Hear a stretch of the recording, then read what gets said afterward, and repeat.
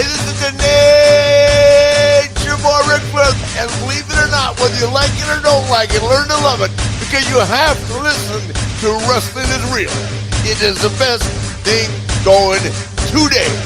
Woo! The worldwide leader of podcasting excellence, the king of podcasts radio network proudly presents the Wrestling is Real podcast, because wrestling needs us. So we are after SummerSlam. We are less than 3 weeks from AEW All In Wembley Stadium. That's where we are in the current events of wrestling today.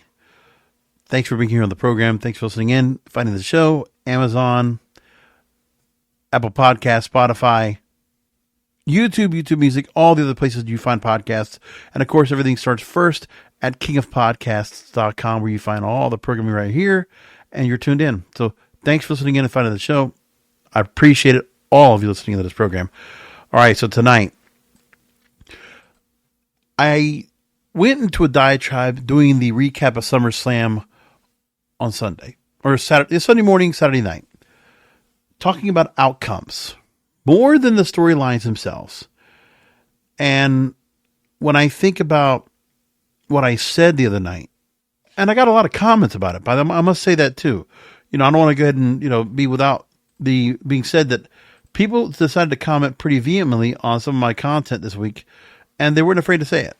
So I'll go ahead and point that out tonight and let people go and make their talk about it. That's okay. Let them say what they want to say about it. That's fine. So there were several comments that were made. My problem is that WWE... And when I went on my diatribe on SummerSlam, I put clips up on social media, and that's where I got comments from. So I'm going to take some of the TikTok comments that were put on some of my clips, which of course, people were going to go and say that I didn't have my full context here, and they think I'm not, making full opinions here. But, if you don't listen to the podcast, of course you're going to make your comments or whatever. Luis Martinez wrote to me and says he stopped talking before he actually made a logical point. He forgot the why. Okay. Let's go next. Andrew writes and tells me every single ending made sense and the storylines are clear. I predicted everything but Dom kissing Liv, predicted him helping her but not the kiss. And then I have two other people, John Bozeman and Thomas Breaks, call a horrible take into another video. And then I get from Steven, when you watch a movie, do you care or get invested in every character? Nope. Same goes for wrestling. You're not going to like every character and every match or every program every time. But we're talking about in all these mid-card, the thing is, the actual follow-through and the development of the stars that they have to mean something. The thing is, in any good movie or any good storyline, you have a protagonist, you have a villain, you have a love interest, you have people that you get emotionally invested in. So, Steven, the point you're trying to make here, I'm not expecting to like every character in every match, but there has to be enough going on for me to at least anchor the rest of the programming so I can go and, watch the rest. But you tell me about watching a 3-hour show or just trying to understand the lead up to all the matches we saw on SummerSlam and what got us there. The 2-hour SmackDowns that we get every week as well. You can't tell me. In some of those storylines, okay, we're getting TV-related feuds that mean nothing, nor do they have any real interest, nor do we really get anything from them.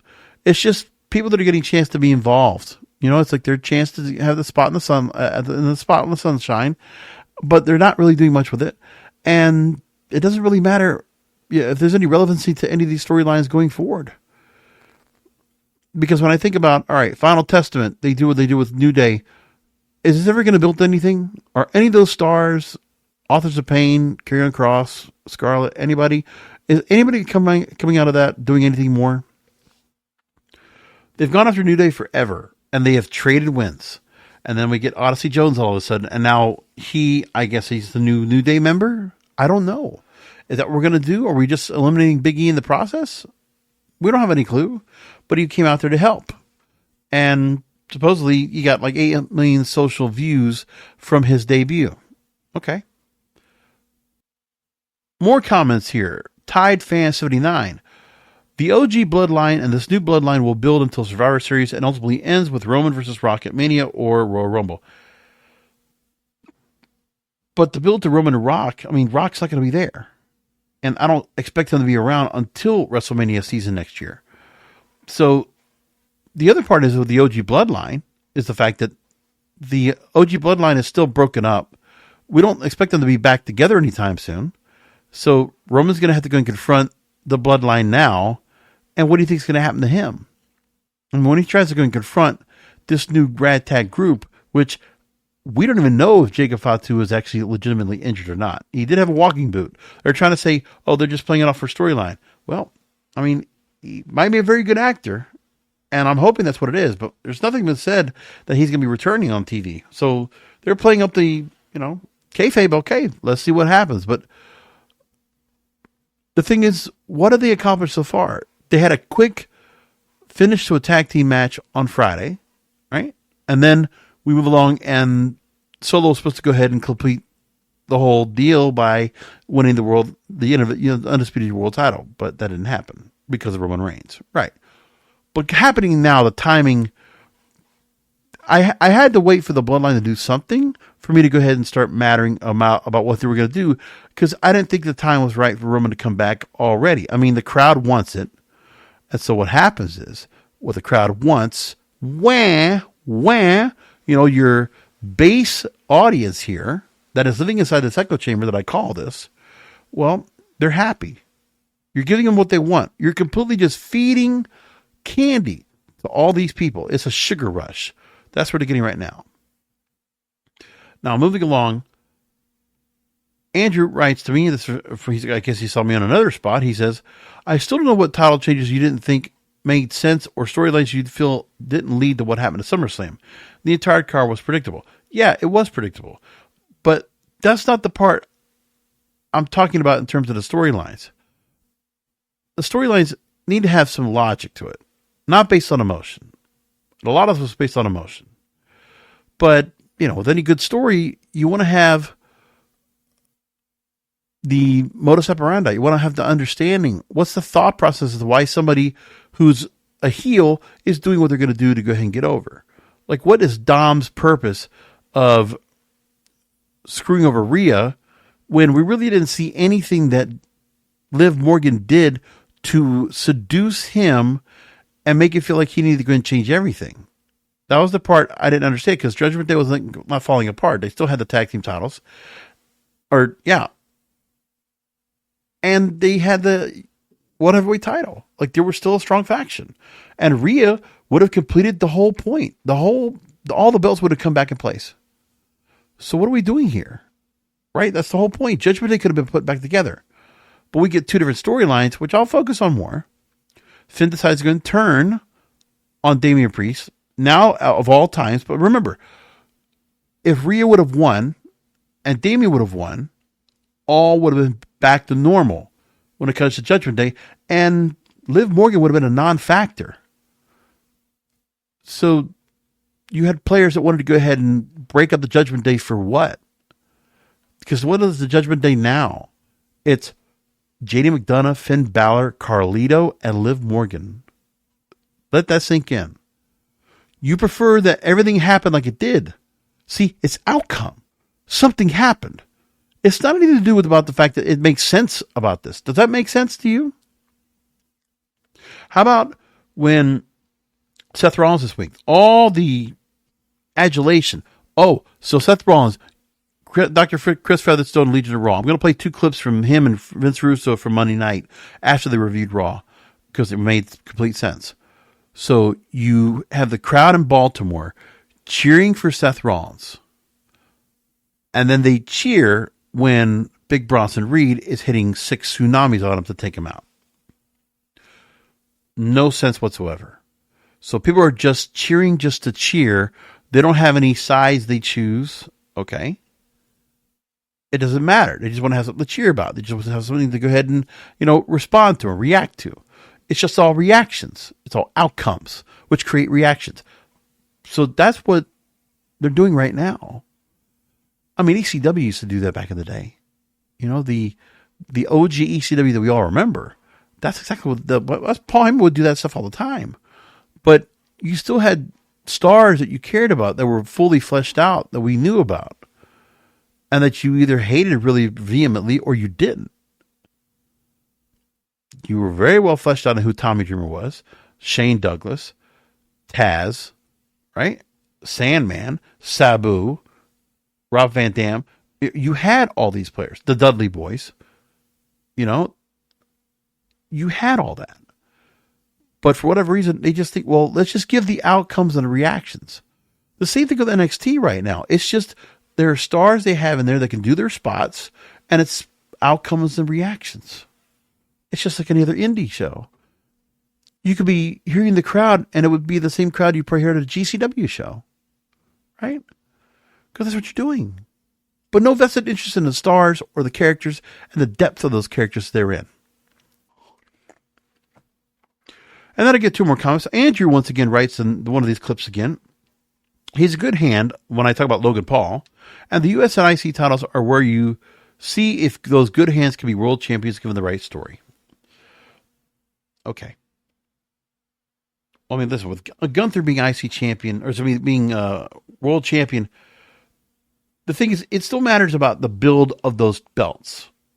Gunther was getting reveled because of the way he was built up and what he did with being Intercontinental Champion. Okay, he built that belt up to something. And the Sami Zayn holds on for like 120 days, and then he loses to Braun Breaker, and it meant nothing. Like Sami Zayn's run as IC champion once again, it didn't even matter as much as it did the last time. It just didn't. So Braun Breaker now gets it, and okay, we'll see what they do with him. Like, it's early for him to get a belt already, but like, all right, they want to do that. Again, this is where Andrew's saying, where he sees Braun Breaker doing that. As for LA Knight, I made my point specifically in that clip about the record that LA Knight has. That it's not a good record. He has no legitimate feuds he has won at all leading up to this. One of the feuds I forgot to bring up during SummerSlam was a feud he had with AJ Styles, and he didn't win that either. So what are we doing here? He fails forward. I'm not judging LA Knight for this and the other stars either. It's the way they're being booked. Parody booking, which was the problem we had with Vince before. And the same thing goes now with this haphazard parody that we're doing right now. And then when you give an LA Knight the title, okay, so it's somebody that people like to cheer, and now they cheer the fact that he has that belt. Okay, but that's all it is. We don't need to see if LA Knight can be a good champion. I mean, he's been champion other places. He's 41 years old. What do you expect him to do? He still needs to prove himself? But the point is, what has he done in this company that has made him prove anything except get a paycheck? It's not on him. I'm not judging him on that. But what has he done so far that has warranted him being a U.S. champion? Meanwhile, Undertaker goes on Logan Paul's podcast and talks about how much Logan Paul elevated the title. And he did. You didn't like the fact that he only defended it twice, but it was made a big deal. So LA Knight inherits a great spot by winning the belt off of Logan Paul. But we still can expect something to change because I still think there's going to be something that happens with that belt because Logan Paul's left leg was clearly underneath the mat. So, and I thought I saw something about a lawsuit or whatever it was, something in storyline, I guess, that they're building offline on social media to try to go and build up the interest of what is going to be another rematch to make good on that, I guess. I don't know if they do that in Berlin or not, but we'll find out. But like I said, I want to play a couple of clips right now from Legion of Raw. And the reason is because I know that when you listen to other programs out there, other podcasters, my fellow podcast wrestling brethren right now, I see a lot of comments that the WWE right now is doing the greatest storylines and the greatest work with the greatest roster of all time. This kind of talk is getting really out there. Like if I pull back X, I bookmark a couple of places of people that were really like, they're not even, they're not even, there's no feeling of any kind of judging what they might say. and what they might, come across talking about the show. All right. On Sci-Fi, because of course Raw was preempted and moved over to Sci-Fi because of the Olympics on USA Network. 1.725 million viewers and 0.62 in key demo. All right. Then there's the point about Odyssey Jones. His debut, 8 million plus views on all social media platforms. Bigger than Okada's debut in AEW, or Mercedes Moné's debut in AEW, or Ospreay's debut in AEW. 4 million viewers. Well, for the record, let me just make sure I get this correct here, but, AEW doesn't have that big of a following. Let's make that clear, too. You're talking about that AEW has 4 million subscribers on their channel. Meanwhile, if I go and look at the WWE's YouTube channel, I'm sure it's way more than that. Like, not even close. And as I said, 103 million subscribers. Like, it's a big difference. But everybody wants to go ahead and, play this across, and the echo chamber's out there. It's as if nobody cares about what anybody else does about anything at all in other places, right? Remember, the WWE fans right now, that 1.7 million that watches on USA Network, which is as much as what they get over on USA anyway. And then if you go over to Fox, it's 2.3 million, 2.4 maybe on a good night. But that's all they're getting. And sure, you get all those social media followings, but it's not people actually following the advertisers that are out there. That's what people are looking for more of, right? Now, moving on the bookmarks here. I will take from one message on X, the cohesive booking segment to segment on this show is leaps and bounds better than it's ever been. So we're going to say that anything that Brian Gerwitz or Court Bauer or Vince Russo or Ed Ferrara ever wrote, the booking segment to segment, better than it's ever been. Better than it's ever been. I want to make sure I just saw that and I was like, wow, that's a pretty strong statement right there. And I can look at other people that will say, oh, these are the GOAT, this and that, right? Bronson Reed hitting 6 tsunamis on Seth Rollins to get started a feud. Triple H writes, if you're going to make an impression, make it last forever. Another comment on X. Raw might have been the best weekly TV show Triple H has ever put together so far. An unbelievable 3 hours, as Raw further establishes itself as the A show. And if I read the comments that are underneath that, let me tell you, we get a lot of commentary about that.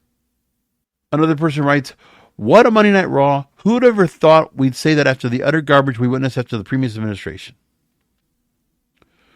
What a throwback. SummerSlam and this Raw made me more excited for wrestling than I've been in a long time. Raw never disappoints. It was an exceptional show. Raw was firing on all cylinders tonight. I did not want it to end. There was never a boring moment. This was an amazing episode of Raw, an outstanding main event. Holy shit, that was beautiful. I really enjoyed this episode of Raw. I can't wait for next week's episode, and SmackDown this week looks awesome. Another, Triple H presented a master class with SummerSlam and tonight's Raw. The key is that every talent on both Raw and SmackDown has a storyline and purpose for being on the show. I'd like to see SmackDown go to 3 hours when it's on USA, and it will greatly help the brand split.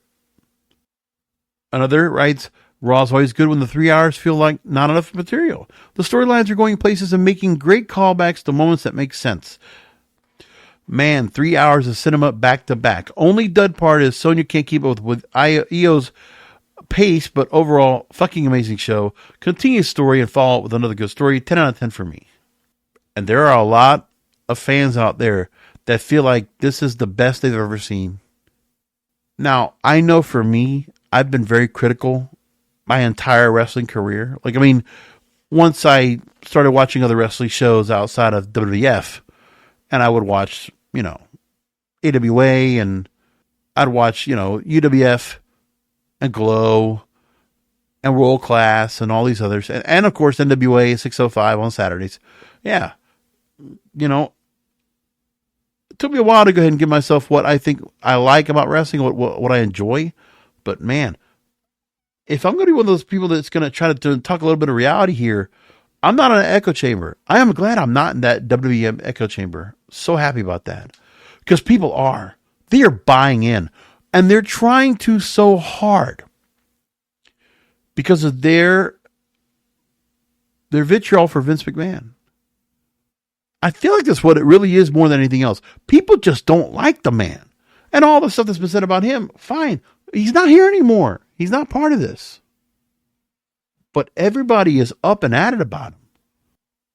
So I'll admit, I try to go to places that are obviously catered to the fanboys. Listen, for some cases, I can understand why these podcasts are going to go to the crowd if they're all up and excited about it. Listen, they see how the Twitch streams go. They see the people that are on live streams right now on TikTok or wherever, and people are following along. And the people that respond, I mean, I guess people are all happy about it. You can't be all, Debbie Downer on those channels. You have to be up and positive. And so I see it all the time. Remember, when WWE right now is paying attention to social media, and they'll take people and put them on TV to, put as part of a package to show praise to a star, they'll do that. They're playing to the lowest common denominator. Those fans that are willing to go ahead and just fanboy it. What we're getting are fanboys. Fangirls too, but that's the fandom. So dare try to say, it's like, talking to somebody from MCU that, if you say anything about the DCEU, oh my goodness, don't say that. That's where we're at this point. It is a fandom. And so it's hard to go up against that fandom right now doing a show like this. But the tribalism has gotten more critical and much more contentious than it ever has. I'm going to stay in my lane. See, I mean, if I wanted to, I could do like some of these other shows out here and gloat and just, fanboy with you and say everything's so good and great. But I'm not. I've never been that way. Man, I am not a conformist. Not even in the slightest. I am a nonconformist and proud of it. I am so against the grain. And so when I do hear people that are actually telling me, and again, people that have been doing wrestling and been around wrestling for a long time, I'm going to pay attention to them because my thing is that, I'm not judging the matches. The matches were fine. SummerSlam was fine. Having matches, long matches all across the board on Raw. Yeah, I'm just like following along a little bit. I'm just having it in the background, but I'm watching something else. But it's like I'm not really missing much of anything. I'll catch certain things because I'll have the show on and I'll be paying attention, somewhat. And once I catch something I'm going to go listen to, well, I have my Bluetooth on. I have it on a tablet and I'm watching. And maybe something comes up that'll be interesting because I want to talk about it on the wrestling show. Well, I'll look for it. And if I do, then I'll talk about it. So I want to play Vince Russo's comments. There were some comments he made. They're quick because he talks about mediocrity right now. It is mediocre. And why is it mediocre? Because the stars we have right now have not been built up at all. Okay. If it were Vince, they would not have been brought onto the main roster without being fleshed out with a full thought out gimmick or something of a personality to build them up and bring them up on board. They don't want to do that anymore. Triple H, he refuses to go that route. He wants to go the opposite direction. Vince Russo called it even keel. Even Steven's booking. That's what we're getting right now. Just speaking of utopia, everybody's happy. Remember when we talked about Miz before SummerSlam saying, oh, everybody's all happy. So what a great morale in the locker room. Yeah. There's no competition. There's nobody trying to go ahead and compete against somebody else. Everybody's all in kumbaya. And the wrestling right now we watch over there on WWE television is a bit kumbaya. You know who doesn't have that? The veterans that were around with Vince. That they worked their asses to get to where they are. To get the spot they're in. Kevin Owens, Randy Orton, Seth Rollins, Cody Rhodes. Think of Cody Rhodes and Bobby Lashley and Drew McIntyre. And just think of the fact that, okay, if they didn't have the track record of being in the WWE for as long as they did, Triple H recognizes, yeah, we need to put these people at the very top because of how their name recognition and everything else they bring to it. Their capital is so important, their value is so important because of what they've done for the brand and what they mean to the brand. So they're always on top. But if you want to try to see some of the stars that go ahead and take over and get to be at a certain spot, among the stars from NXT that have been called up, or some of these other draftees that have been brought up, some of these Triple H loyalists, you got to ask yourself, like, is it going to make much of a difference? Because he did make a couple of choices on title changes. Gunther is now your World Heavyweight Champion. LA Knight is now your United States Champion. Braun Breaker is your IC Champion. And for the most part, all those people are people that Triple H is 110% behind. So it's upon him to see how he's going to be able to do with those stars to build them up and make them good. And also have certain people to go ahead and work with. Listen, for Gunther, there was nobody on the main roster on the Raw side that they thought, well, let's go ahead and put them together. A rematch for Damian Priest? No. We got to go ahead and, bring Randy Orton over and use the King of the Ring storyline that we've, kept dormant for the last couple of months and say, well, you know what? You didn't really beat me at King of the Ring there, Gunther. So I want a match for the World Heavyweight title, and I'm crossing the brand spread to get it. But Braun Breaker, they didn't set up anybody for him right away. They don't have a plan for that yet. But he's got the belt, and then even put him out in the ring to talk. No promo from him. Backstage interview. Something quick. LA Knight will probably get some celebration. I don't know what they'll do with him. But, I mean, he's a veteran out there. It shouldn't be hard for him to go and do some kind of celebration or have some kind of promo, and then somebody cuts him off, and then the next feud begins. But now we're going to see some of that. With some of these stars, they're going to decide to go ahead and put belts on and see what they do. It's obviously important that belts, I guess, really matter to some of the stars they have, that they deserve it, right? Oh, Gunther deserved the belt. Braun Breaker deserved it. LA Knight deserved it. Well, let's see if deserving it resonates to more people watching the shows when it comes to better feuds. Like, if we're only going to care about the audience that's only right here, 1.7, 1.8 million viewers on Raw and SmackDown, that, I mean, if you think that's going to work for the switch from Raw going from USA to Netflix, if you think that's going to work, you think what they're doing right now on Raw on Netflix, you think that's going to work? Let's just be honest here. We're going to see a lot of Roman Reigns. We're going to see a lot of John Cena. And who knows who else they bring from the woodwork to come and work out at Netflix. Because I guarantee you that some of the spots you're seeing right now for some of these stars, like the storylines like of Sonya Deville and her crew of Zoe Stark and Shayna Baszler, or the Final Testament, or the New Day, or, Katana Chance and Kata Carter and Leo Vicaria. If you think any of those stars are going to be running roughshod and being headlined on Netflix, got another thing. You have another thing coming. You have a rude awakening coming to you all. And I hope you understand that. And I'm only doing this as a warning, because I think you're going to be disappointed. If you're thinking this is the GOAT right now, Triple H is going to have to make significant wholesale changes in 4 months upon the move to Netflix. SmackDown probably won't have to do anything much. They could just keep everything status quo on USA because there's not much of a transition to that. And as I've said before, you're expecting people to go ahead and put money down on Netflix, which is not cheap, to continue to put their prices up. Do you think you would pay right now $10, $15, $23 for a subscription to watch this show on Raw on Netflix? Would you put your money where your mouth is? All these folks have said, pitch perfect, man, 3 hours of cinema, this was great, gave me chills, all this. So for those that criticize me all the time about, kind of bashing the product, I remind you again, okay, it's one thing to pay $6 to $12 a month to watch a good pay-per-view like a SummerSlam or a Bash in Berlin or whatever there is. But are you going to say the same thing when you have to start paying for Netflix? Just saying. Just saying.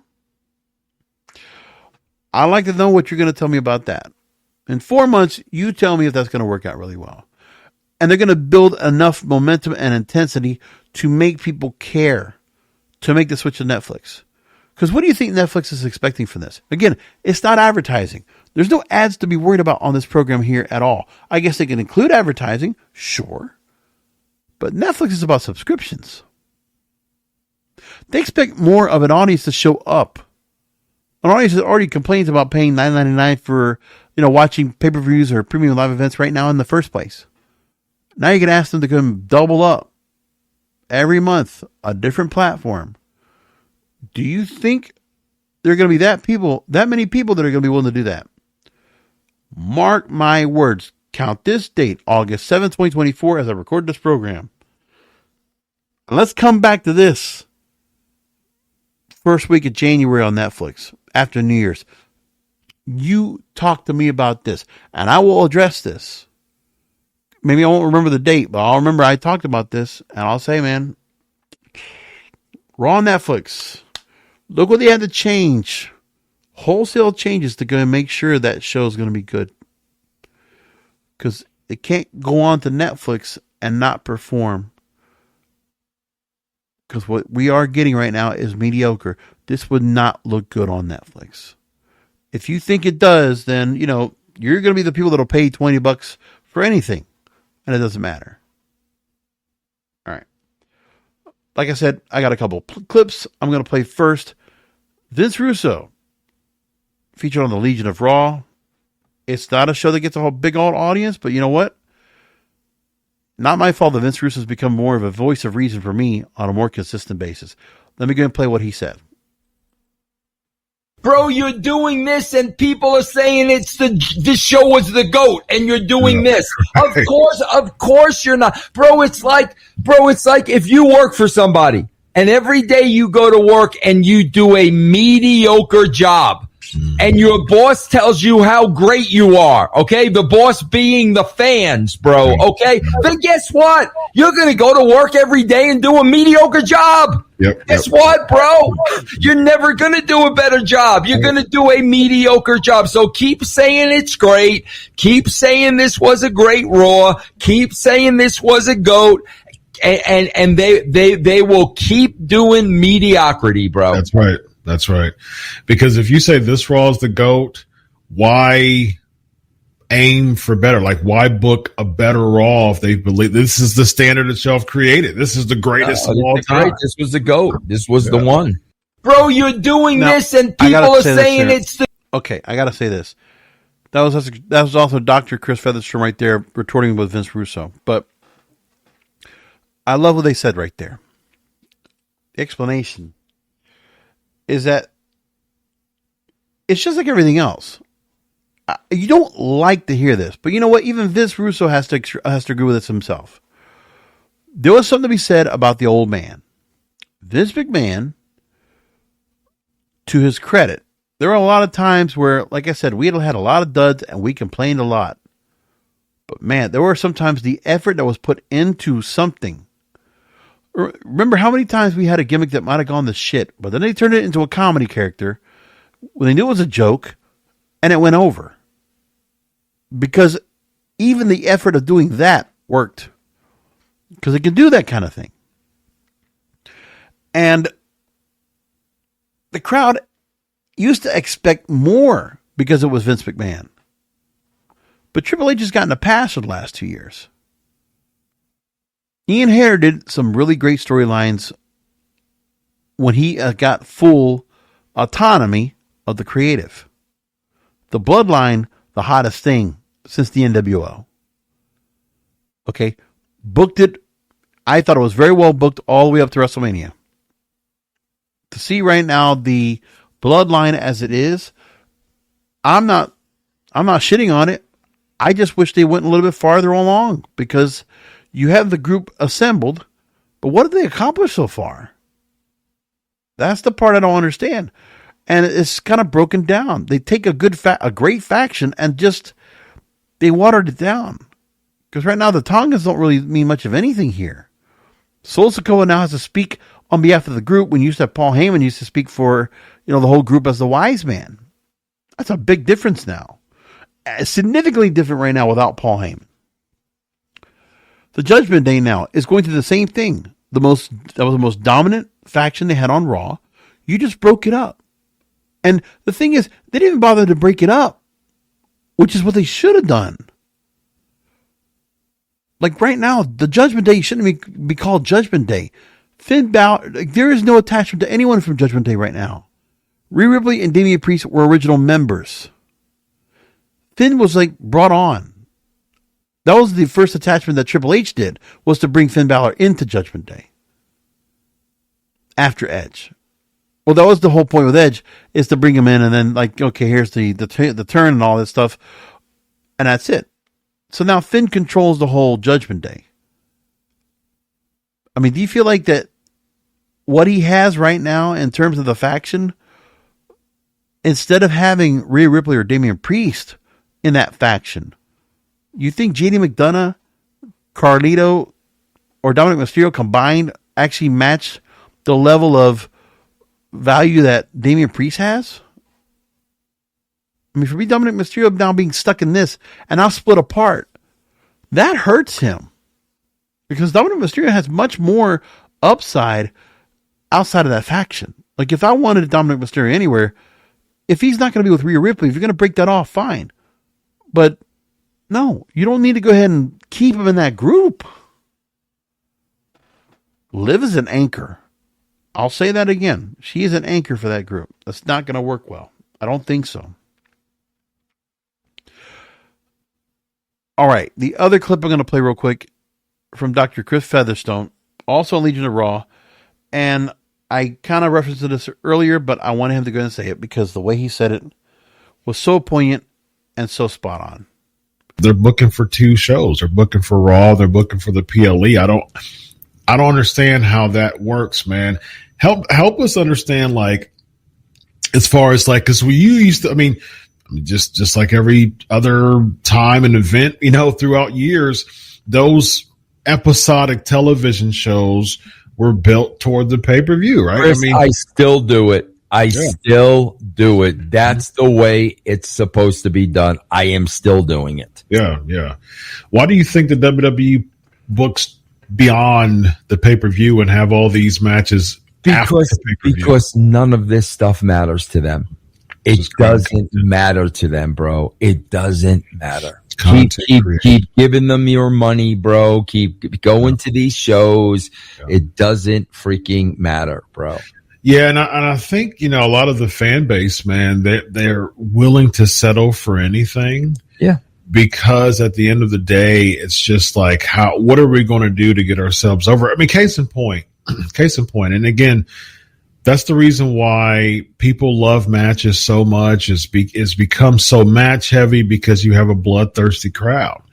And the case in point is the same guy who you're chanting, whoa, right?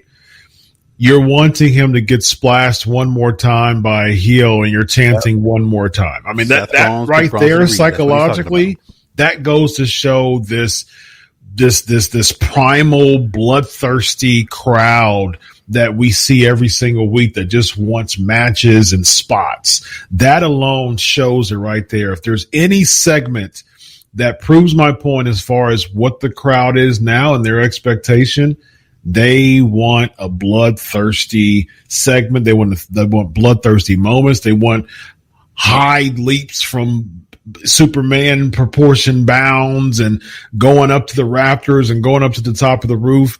It's just that this bloodthirsty crowd that we're dealing with now, man. The thing is that the NXT crowd that used to be in that Full Sail Center, right? The Performance Center as well. The level of intensity and excitement of just matches with outcomes. I mean, think about it like this. The War Games matches. The ladder matches they would have for like the North American title, right? The kind of feuds they would have.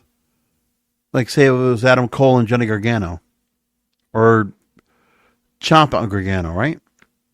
And the kind of things they had to go and do to each other and beat the piss out of each other just to get something that would get the reaction they want from the crowd. It's like throw everything into the match. Like even the Money in the Bank ladder matches, like all they're doing is just like, let's just spot after spot after spot. But are they telling a story? That changed too. I mean, one of the things that was being done during the transition of last year, you remember how often we would have things that were going on in the ring and we would have the microphones being piped in and we could hear what was going on. And sometimes we got some storylines that would actually kind of be further along from what was going on in the ring. Why did that stop? Why don't we have that anymore? And there's just things where, people say there is long-term booking, right? Long-term booking that they do. Because they try to explain, well, Finn Balor decides to go ahead and attack Damian Priest, and then he gives an explanation as to why. I should go and play that clip and just find out what it was that he actually said, because we can just go through and try to see the example of them trying to go ahead and create the full explanation as to why Damian Priest decided to go ahead and screwed over, and said he waited a year to do this. So we can go along and take that and see what they say about it. I mean, we can go ahead and take it as word and see if we kind of get the explanation as to why he did it. And see if it makes sense to everyone out there if they like what was being said. So let's start first where Damian Priest is trying to talk to the New Judgment Day and Finn Balor is about to go and talk to him. Ya llegó la hora. You know what time it is. Get down here and take this beating like a man. Okay.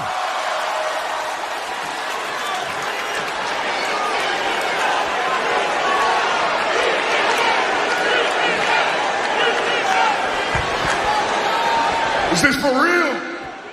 How you go from being the prince to a backstabbing scumbag to a coward? Que clase de pendejo.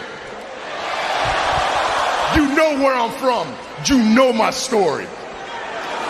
You know most of my life I've been on my own. That was until I found the Judgment Day. They gave me a reason to fight. They made me feel like I belong somewhere. But then last Friday, at the premiere of my documentary, I heard what people had to say, what I meant to them, and I see you all tonight. I hear you, I see you. And I realize that my family got a whole lot bigger. So Finn Balor, let me introduce you to my new family. Anyway, Damian Priest is now full babyface, which is fine. But the way they got here. You think I'm upset just because I lost the world title? Nah, man, I can win that back. I'm pissed off because you took that title from all of us. You make me feel like I disappointed my family. And for somebody like me, you know I can't let that stand. Finn Balor, listen to me closely. When you are suffering, know that I am the reason for your pain. So get your ass out here and let the beatings begin. So I like Damian Priest around on this role, but here comes Finn Balor. Damian. Big man. I just want you to know, you brought this all upon yourself. You see, I didn't betray you. You betrayed the Judgment Day. You know how it was supposed to be. We all have each other's backs. No leaders. But that all changed when you became champion. You went back on your word. A year ago, I almost became champion. And this happened. What was it you said to me in the car after the show to console me? You said, Finn, it's time to man up. Well, I waited. And I waited. And I waited a full year. And I manned up. But why is he waiting all this time to go ahead and do something now? That's the part where the timing of waiting here. Listen, he got pissed off after he lost a couple times to try to win the World Heavyweight title back. And for the credit, Damian Priest never cashed in that briefcase until WrestleMania, right? And I remember, if I'm correct, I remember Finn Balor was trying to make a point where he wanted to try to go ahead and win that World Heavyweight title back by being in the Royal Rumble, correct? Wasn't that what it was? Or he was, tag team title holder with JD McDonough, I forget. But when did Finn Balor ever become like inferior or like back of the line? Whoever thought that Damian Priest was the leader? I thought Rhea Ripley was more of a leader than anybody else. So Finn Balor's only talking for himself. Remember, not caring for Rhea Ripley. He's just going after Damian. And that was the one reason he's going for this. Anyway, I'll let him finish this point. I screwed you and I screwed your family. You say you're from the streets? Well, now you're just a loser from the streets. And I'm not going to fight you. No. But you know who will? Someone who's earned it. Someone who deserves it. JD will. Me? Nah. I'm going to wait. I'm going to wait till you feel safe. I'm going to wait till you feel comfortable. I'm going to wait till you've almost forgotten about me. And then when your back is turned, I'll be there to stab you in it again and again and again. And it won't just be me. We all will.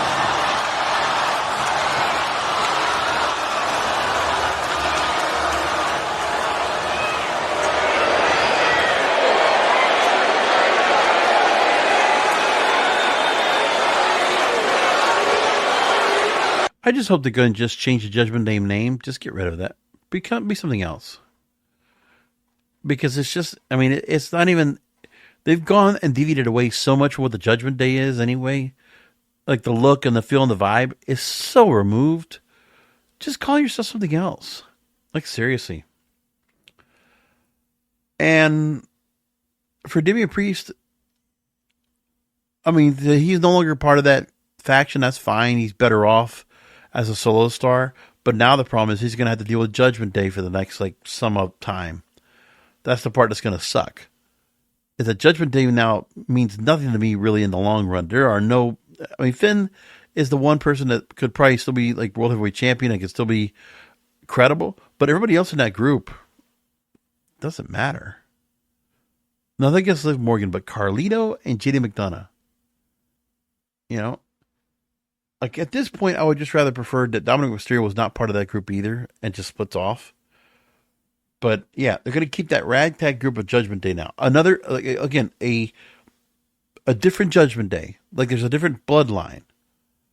And what are they going to do with that? Because now you're going to have these competing storylines. Damian Priest right now dealing with the newly formed Judgment Day. And now you're going to have Roman Reigns against the newly formed bloodline.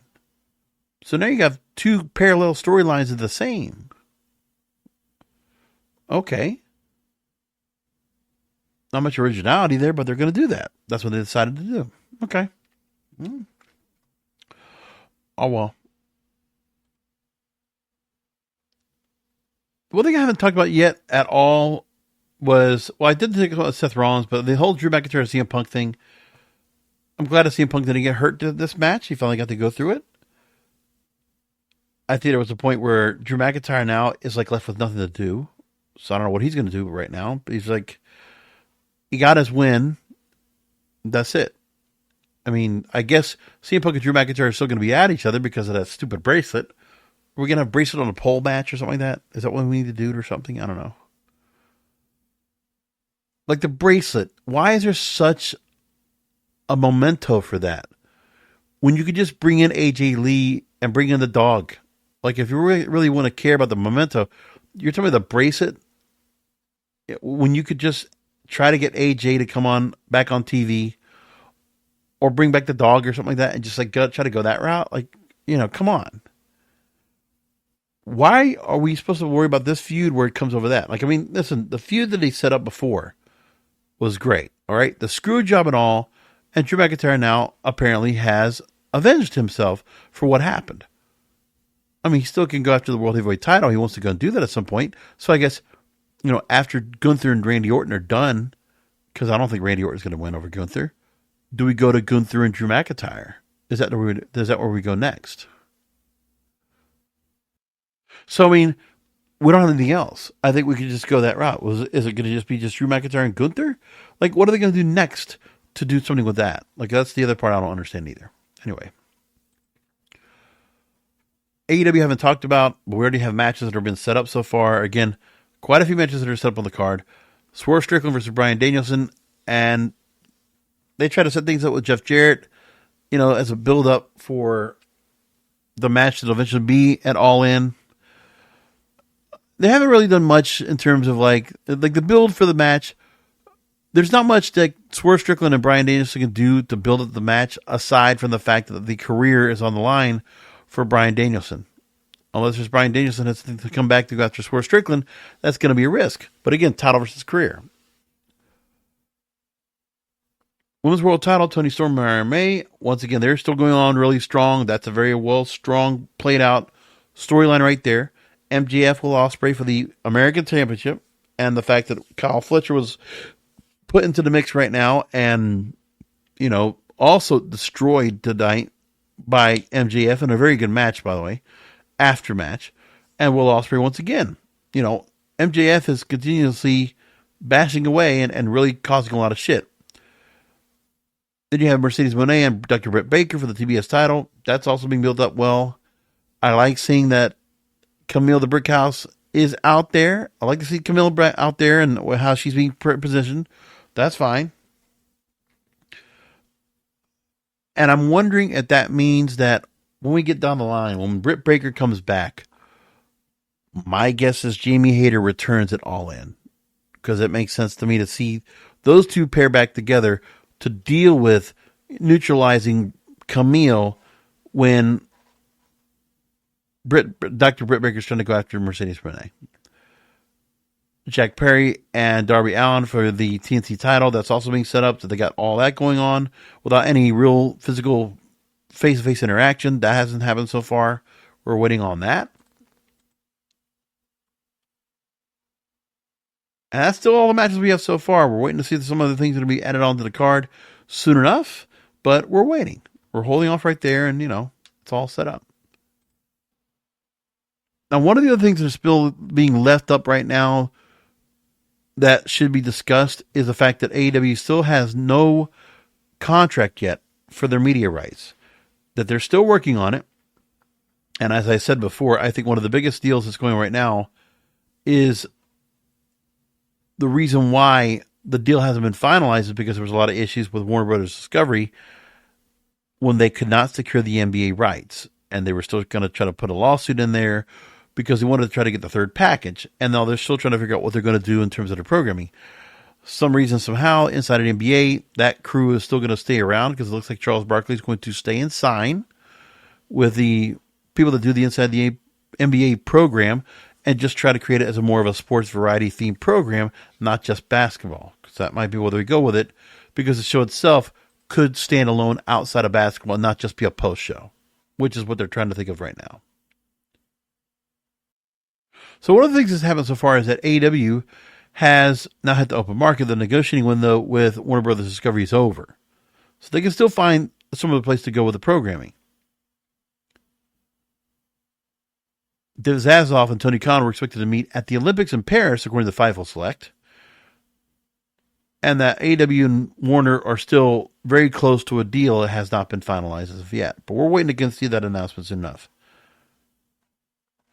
Khan says during a conference call with reporters that we're still having great conversations right now in the exclusive window. Right now, he's still saying that the focus is still with TNT and TBS, and also trying to get Ring of Honor a TV deal included in this as well.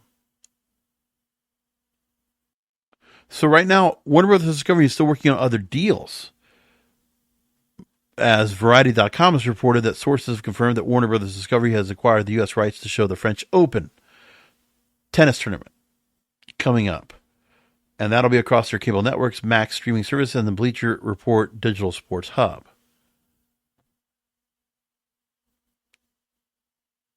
And that'll be set next year, May 31st through June 8th, 2025. That's the plan right there. And as for the figures for AEW at the moment, WrestlingNews.co is reporting on it. They're saying that it's estimated to be about $100 million a year. So, people are just waiting around to see what's going to happen to it. But it's not like you're going to be out without a TV deal coming up. I still think that's going to happen. That'll be all set up soon enough. But I think that's all going to get itself figured out and squared away. So we'll leave it there, and we'll talk about that. Again, if you didn't get a chance to go and catch the recap of SummerSlam, I did a pretty expansive job on that. So that's where I'm at with that show. Make sure to go look for that right now. kingofpodcasts.com. You can go look for it right there. Again, on the website, all past episodes. You can also go ahead and find all my social media stuff. So where I put clips up on a regular basis. You can find all that coming up right there on the website. Anyway, come back this next week for another Wrestling is Real podcast, because wrestling needs us.